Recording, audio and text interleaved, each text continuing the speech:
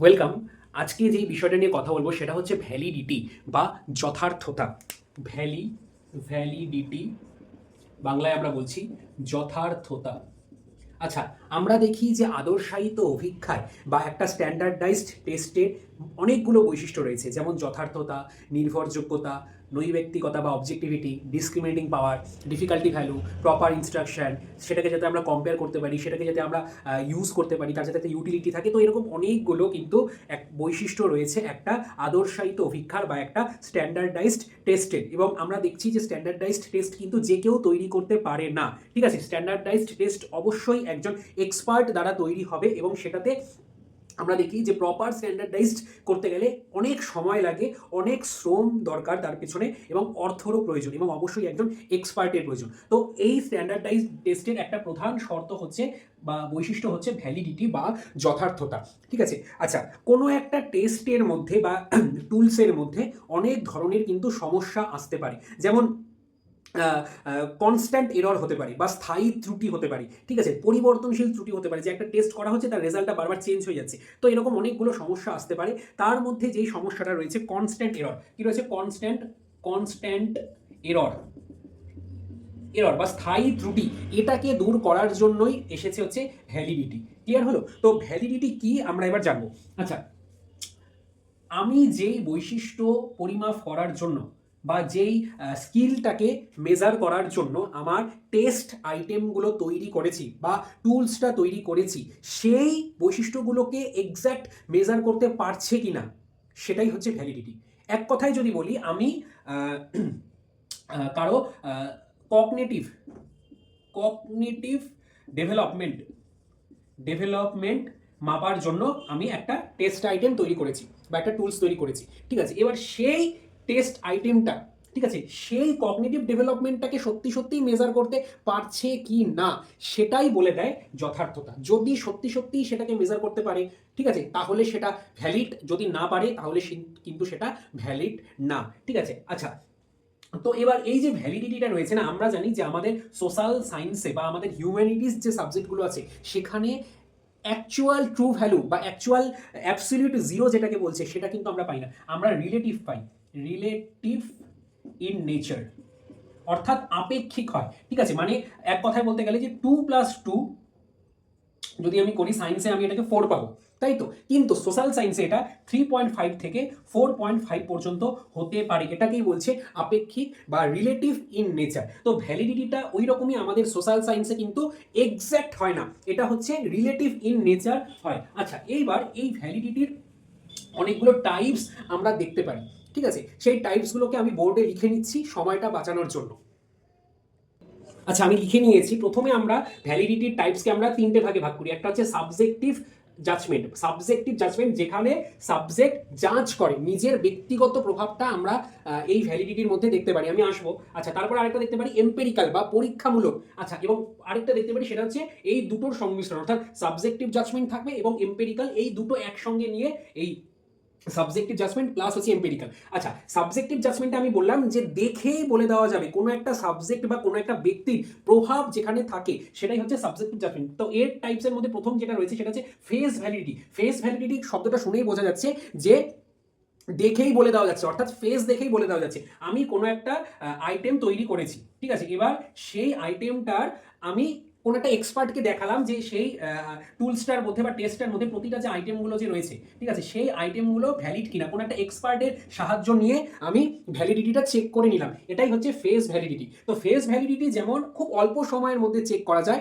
ঠিক তেমনি ফেস ভ্যালিডিটির কিন্তু নির্ভরযোগ্যতা কিন্তু কম, ফেস ভ্যালিডিটি কিন্তু অথেন্টিসিটিটা কিন্তু কম। ঠিক আছে, এটা দ্রুত, মানে আমার সময় নেই, আমাকে আমার কি বলবো, আমাকে আমার রিসার্চ প্রপোজালটা জমা দিতে হবে, তাহলে আমাকে দ্রুততার সঙ্গে আমি কোনো একটা এক্সপার্টকে আমি দেখে নিলাম, আমার যে গাইড রয়েছে তাকে আমি দেখিয়ে নিলাম। ঠিক আছে। আচ্ছা, ফেস ভ্যালিডিটিতে কোনো স্ট্যাটিস্টিক্যাল মেথড কিন্তু ইউজ হয় না, সুতরাং এই ফেস ভ্যালিডিটি হচ্ছে একটা উইক জোন। ঠিক আছে। আচ্ছা, তারপরে আমরা যেটা দেখি সেটা হচ্ছে কন্টেন্ট ভ্যালিডিটি। ফেস ভ্যালিডিটিটাকে আরেকটু মজবুত করার জন্য আসলে হচ্ছে কন্টেন্ট ভ্যালিডিটি। ফর এক্সাম্পল, আমি কোনো একটা স্টুডেন্টের অ্যাডজাস্টমেন্ট অ্যাবিলিটিটাকে চেক করবো। এবার অ্যাডজাস্টমেন্ট অ্যাবিলিটিটাকে চেক করতে গিয়ে আমি তার হোম অ্যাডজাস্টমেন্ট, তার সোশ্যাল অ্যাডজাস্টমেন্ট এবং তার স্কুল অ্যাডজাস্টমেন্ট, যে সে হোমে কীরকম, ঠিক আছে, সোসাইটিতে কিরকম অ্যাডজাস্ট করে এবং স্কুলের মধ্যে তার অ্যাডজাস্টমেন্টটা কিরকম একটা স্টুডেন্টের আমি চেক করবো। তাহলে এইগুলো হচ্ছে তার কন্টেন্ট বা তার এরিয়া। এবার সেই জাজমেন্টটাই করবে, মানে সাবজেক্ট একজন এক্সপার্টই করবে, কিন্তু ও কি করবে, ও দেখবে যে না এই আইটেমসগুলো হোম অ্যাডজাস্টমেন্টের ওপর কতটা রয়েছে, সোশ্যাল অ্যাডজাস্টমেন্টের ওপর কতটা রয়েছে, আচ্ছা স্কুল অ্যাডজাস্টমেন্টের ওপর কতটা রয়েছে। এই গেল কন্টেন্ট ভ্যালিডিটি, বোঝা গেল। তাহলে সাবজেক্টিভ এবং জাজমেন্টাল, ঠিক আছে, সেখান থেকে আমরা দেখলাম একটা ফেস ভ্যালিডিটি এবং আরেকটা আমরা দেখলাম কন্টেন্ট ভ্যালিডিটি। আচ্ছা এরপরে যেটা রয়েছে সেটা হচ্ছে এম্পেরিক্যাল। এম্পেরিক্যালে কি করা হচ্ছে, এখানে ব্যক্তিগত প্রভাব যাতে না পড়ে তাই জন্য এটাকে এক্সপেরিমেন্ট করা হচ্ছে। কিভাবে আমি বলছি, ফর এক্সাম্পল আমি একটা টেস্ট দিয়েছি, যেমন আমাদের রয়েছে যেমন সেন্ট্রাল ইউনিভার্সিটি এন্ট্রান্স টেস্ট, অর্থাৎ সেন্ট্রাল ইউনিভার্সিটিগুলোতে পড়তে গেলে সেটা ইউজি হোক পিজি হোক যাই হোক না কেন একটা এন্ট্রান্স টেস্ট কিন্তু চালু হয়ে গেছে, এটা আমরা সবাই জানি। তো ফর এক্সাম্পল বিপিন বিপিন নামে একজন, ও সেন্ট্রাল ইউনিভার্সিটির একটা এন্ট্রান্স এক্সাম দিয়েছে। এবার সেই এন্ট্রান্স এক্সামে 100-র মধ্যে ও পেয়েছে 80, ঠিক আছে। এবার সেই এন্ট্রান্স এক্সামটা ধরে নিলাম আমি তৈরি করছি, অর্থাৎ এই যে টুলসটা যে রয়েছে বা এই যে টেস্টটা যে রয়েছে এটা আমি তৈরি করছি। এবার আমি কি করবো, আমি এটার ভ্যালিডিটিটা চেক করবো। তাই জন্য আমি কি করব, আমার এই আইটেমটা টেস্টার ভ্যালিডিটিটা চেক করার জন্য আমাকে একটু অপেক্ষা করতে হবে। অপেক্ষা করে বিপিন তো এখন কলেজে ভর্তি হলো, এবার কলেজে ভর্তি হওয়ার পর ও নিশ্চয়ই ফার্স্ট সেম দিবে, দিবে তো, ফার্স্ট সেমিস্টার দিবে। তো ফার্স্ট সেমিস্টারে ওই যে আইটেমটা যে হয়েছিল 100-তে ধরা যাক বিপিন হচ্ছে সেই সময় 72 পেয়েছে, তাহলে এই যে আইটেমটা অর্থাৎ ফার্স্ট সেমিস্টারের যে আইটেমটা আর আমার আগে তো করা যে আইটেমটা বা টেস্টটা, এই দুটোর আমি ভ্যালিডিটিটাকে চেক করব, কোরিলেশন করে এই দুটোর মধ্যে আমি ভ্যালিডিটিটাকে চেক করব। এটাকেই বলছে প্রেডিক্টিভ ভ্যালিডিটি, আমি প্রেডিক্ট করতে পারি ভ্যালিডিটিটা এখানে। এইবার এখানে একটা সমস্যা হলো যে আমাকে অপেক্ষা করতে হচ্ছে, আমি সঙ্গে সঙ্গে কিন্তু চেক করতে পারছি না আমার ভ্যালিডিটিটা। তার জন্য কি করা হলো, কনকারেন্ট ভ্যালিডিটি আসলো। কনকারেন্ট মানে বোঝা যাচ্ছে, কনকারেন্ট মানে হচ্ছে তাৎক্ষণিক, আমি অপেক্ষা করব না। আমি এই যে আমার যে টেস্ট আইটেমটা রয়েছে বা টুলসটা রয়েছে, এটাকে আমি কি করব, বাজার চলতি কোনো একটা টুলসের সঙ্গে কোরিলেশন করে দেখবো, তার মধ্যে একটা তুলনামূলক আলোচনা করে দেখবো, তার একটা তুলনা বের করে দেখবো যে আমারটা কতটা ভ্যালিড, বোঝা গেল। সুতরাং প্রেডিক্টিভ ভ্যালিডিটি হচ্ছে আমাকে অপেক্ষা করতে হচ্ছে যে পরবর্তীতে একটা টেস্ট না হবে, সেই টেস্টের রিপোর্ট বা রেজাল্টের সঙ্গে আমি বর্তমানের ভ্যালিডিটিটা চেক করব। আর কনকারেন্টে কি করা হচ্ছে, অপেক্ষা করা হচ্ছে না, বাজার চলতি কোনো একটা স্ট্যান্ডার্ডাইজ টেস্টকে উঠিয়ে নেওয়া হচ্ছে, সেটার এগেইনস্টে আমি আমার নিজের তৈরি করা টেস্টের ভ্যালিডিটিটাকে চেক করছি। ক্লিয়ার, বোঝা গেল। আচ্ছা এরপর যেটা আছে সেটা হচ্ছে কনস্ট্রাক্ট ভ্যালিডিটি। এই ভ্যালিডিটিটা হচ্ছে সব থেকে জটিল, তার কারণ হচ্ছে কি এখানে সাবজেক্টিভ বা জাজমেন্টাল যেমন থাকছে ঠিক তেমন আবার এম্পেরিক্যালও থাকছে। এই কনস্ট্রাক্ট ভ্যালিডিটিতে কি করা হচ্ছে যে এইখানে এই ভ্যালিডিটিটাতে যত ধরনের আইটেমগুলো আছে, আমি ধরে নিই যে আমি অ্যাডজাস্টমেন্ট অ্যাবিলিটিটা চেক করবো। তো এই অ্যাডজাস্টমেন্ট অ্যাবিলিটিটা চেক করতে গিয়ে আমার হোম অ্যাডজাস্টমেন্ট, সোশ্যাল অ্যাডজাস্টমেন্ট আর হচ্ছে স্কুল অ্যাডজাস্টমেন্ট, ঠিক আছে, এই তিনটা কন্টেন্টকে আমি চেক করবো। এবার ধরে নিলাম যে আমি এটার জন্য 20টা আইটেম সেট করেছি, এটার জন্য 20টা আইটেম সেট করেছি, এটার জন্য 20টা আইটেম সেট করেছি। এবার আমার টোটাল আইটেমের সংখ্যা হচ্ছে 60, ঠিক আছে। এবার দেখা গেল ওই নির্দিষ্ট একটা স্টুডেন্ট এই হোম অ্যাডজাস্টমেন্টে পেয়েছে 15, এটাতে পেয়েছে 12 এবং এটাতে পেয়েছে 13। তাহলে টোটাল কত পেলো, 15 আর এদিকে 5, 20, 30, 40, টোটাল পেলো হচ্ছে 40, ঠিক আছে। তাহলে এইবার তার ভ্যালিডিটিটা কি হচ্ছে, বোঝা গেল, ঠিক আছে। এবার এখান থেকে আমি একটারও ভ্যালিডিটি বের করতে পারবো। ফর এক্সাম্পল হোম অ্যাডজাস্টমেন্টে সে কিরকম করেছে, তাহলে যদি আমি 60 আর 15কে ভাগ করি তাহলে যেটা আসবে সেটাই হচ্ছে আমার ভ্যালিডিটি। আচ্ছা এই কনস্ট্রাক্ট ভ্যালিডিটির উদাহরণ হিসাবে আমরা বলতে পারি যে একটা ইন্টারভিউ বোর্ডে, আমরা জানি যে একটা ইন্টারভিউ বোর্ডে 3 জন থাকে, তাই তো, এবং তারা 3 জন মিলে একজন ক্যান্ডিডেটের ইন্টারভিউ কিন্তু নেয়। তো এবার এই 3 জন 10-এর মধ্যে ধরলাম তারা নাম্বার দেবে, একজন দিল 8, একজন দিল 10-এর মধ্যে 7 এবং আরেকজন দিল 10-এর মধ্যে 9। তো আমরা কোরিলেশন বের করে, বোঝা যাচ্ছে তো, মানে একটার সঙ্গে আরেকটার আমরা কোরিলেশন বের করছি এবং এই 1 নাম্বার জন কতটা ভ্যালিড সেটা আমরা দেখছি এই দুটোর সঙ্গে এই 1 নাম্বারটাকে জাজ করে। আবার যদি আমরা দেখি যে এই 2 নাম্বার জন কতটা ভ্যালিড, ঠিক আছে, তাকে ইন্টারভিউ নেওয়ার জন্য, তাহলে 1 এবং 3কে যোগ করছি এবং অপরদিকে 2 নাম্বারকে রেখে তাদের মধ্যে আমরা কোরিলেশন বের করার চেষ্টা করছি। তো ইন্টারভিউ বোর্ডে কিন্তু আমরা কনস্ট্রাক্ট ভ্যালিডিটির ব্যবহার দেখতে পারি। এটাকে আরেকটু ভালো মতো বোঝার জন্য আমরা এখানে দুটো মেথড ইউজ করি। কি কি মেথড? একটা হচ্ছে কনভার্জেন্ট মেথড। কি মেথড? Convergent method.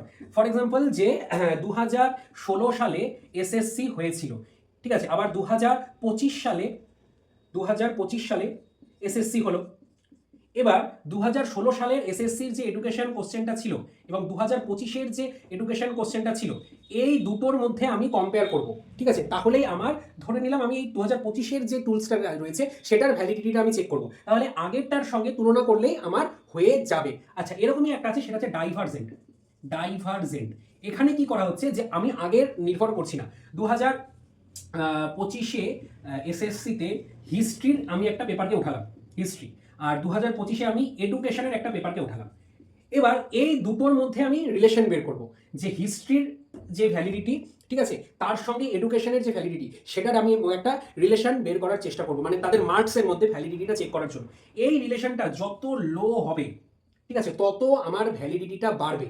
বোঝাতে পারলাম? ফর এক্সাম্পল, হিস্ট্রিতে কোশ্চেন করার উদ্দেশ্য হচ্ছে যে হিস্ট্রির এরিয়াটাতে তারা কতটা পারদর্শী।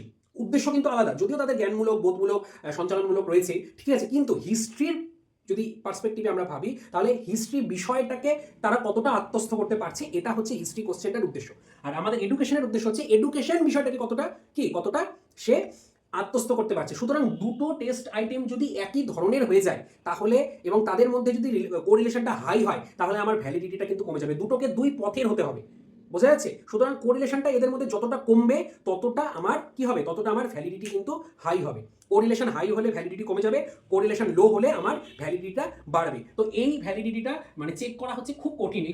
আমরা সাধারণত এই ফেস ভ্যালিডিটি বা কন্টেন্ট ভ্যালিডিটি এগুলোই দেখি, ঠিক আছে, কারণ এগুলো তুলনামূলক সহজ, ঠিক আছে, কিন্তু অ্যাকচুয়াল যদি আমরা প্রপারলি হয় নেটের কোশ্চেনগুলো বা যেগুলো হচ্ছে নিটের কোশ্চেন পেপার, জেই মেন্সের কোশ্চেন পেপার, ঠিক আছে, বড় বড় WBCS, UPSC, ঠিক আছে, এগুলো যেগুলো ভালো ভালো এক্সাম রয়েছে, যেগুলো একজন এক্সপার্ট তৈরি করে, ঠিক আছে, সেগুলোতে কিন্তু এই প্রপার ইয়েগুলো মানে রুলসগুলো মেনটেন করা হয়। তো এই ছিল ভ্যালিডিটি সম্পর্কে। আমরা দেখলাম ভ্যালিডিটি কাকে বলে, ভ্যালিডিটি কি, এবং ভ্যালিডিটির বিভিন্ন টাইপস দেখলাম। তিনটে টাইপস বললাম আমি, সাবজেক্টিভ বা জাজমেন্টাল একটা এম্পিরিক্যাল, এবং আরেকটা সাবজেক্টিভ জাজমেন্টাল প্লাস হচ্ছে এম্পিরিক্যাল।